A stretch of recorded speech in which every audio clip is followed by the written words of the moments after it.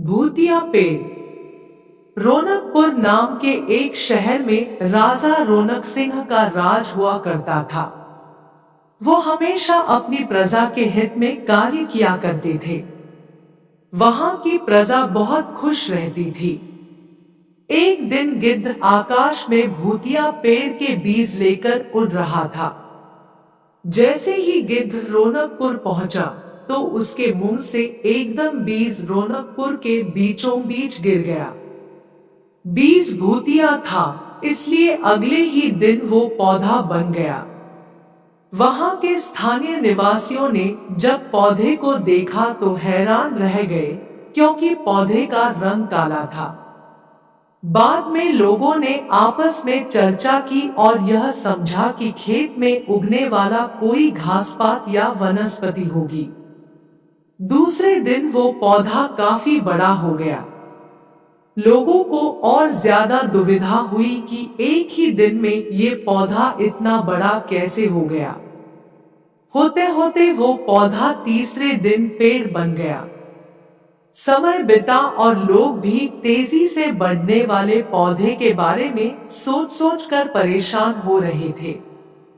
वो इस मामले को राजा के पास लेकर गए। ऐसे जादुई पौधे का पता चलते ही राजा तुरंत उस जगह पर पहुंच गए। राजा को जैसे ही पता चला कि एक काले रंग का पौधा 3 दिन में पेड़ बना है, तो वो भी उस पेड़ को हैरानी से देखने लगे। राजा उस पेड़ के पास चौथे दिन पहुंचे थे और तब तक पेड़ और बड़ा हो चुका था। वो इतनी तेजी से फैला था कि किसी को यकीन ही नहीं हो रहा था। राजा समझ गए थे कि का रंग काला है, इसमें जरूर कुछ जादू तो ना होगा। इसी सोच के साथ राजा ने घोषणा कर दी कि जो भी इस पेड़ को खत्म करेगा, उसे वो इनाम के तौर पर 1000 सोने के सिक्के देंगे। यही नहीं, राजा ने यहाँ तक कहा कि पेड़ को खत्म करने वाला व्यक्ति मेरी मृत्यु के बाद मेरी राजगद्दी पाने का हकदार भी बनेगा। इतनी बड़ी घोषणा सुनने के बाद हर कोई पेड़ खत्म करने के लिए अपना दिमाग लगाने लगा। राजा के सारे चतुर मंत्रियों ने भी तरकीब लगाई, लेकिन पेड़ को कोई भी नष्ट नहीं कर पाया। किसी ने पेड़ के आसपास आग लगवाई तो एक मंत्री ने उस भूतिया पेड़ को हाथियों तक से खिंचवाया, लेकिन पेड़ को कुछ भी न हुआ। अब लोगों के मन में डर बैठ गया और उन्हें लगा कि पक्का यह ऐसा वैसा नहीं, बल्कि भूतिया पेड़ है। तभी उस गांव के एक समझदार व्यक्ति को राजा की घोषणा का पता लगा। जानकारी मिलते ही वह अपने गुरु के पास भूतिया पेड़ से जुड़े रहस्य को जानने के लिए पहुंच गया। गुरुजी ने अपनी ध्यान की शक्ति को एकत्र करके देखा और उससे पूछा, क्या तुम पेड़ को खत्म करना चाहते हो? समझदार व्यक्ति ने जवाब दिया, हाँ गुरुजी। सब उससे परेशान है।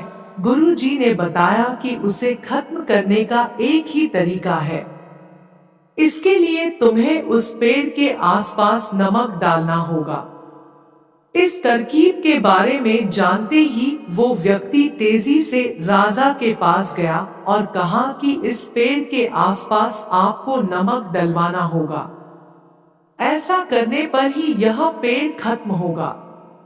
राजा ने अपने सैनिकों को ठीक ऐसा ही करने को कहा। सैनिकों ने मिलकर पेड़ के चारों ओर खूब सारा नमक डाल दिया। नमक डालने के एक दिन बाद ही पेड़ का आकार कुछ कम हुआ। होते होते 5वें दिन तक पेड़ एकदम छोटा हो गया। उसके बाद गलकर वो गायब ही हो गया।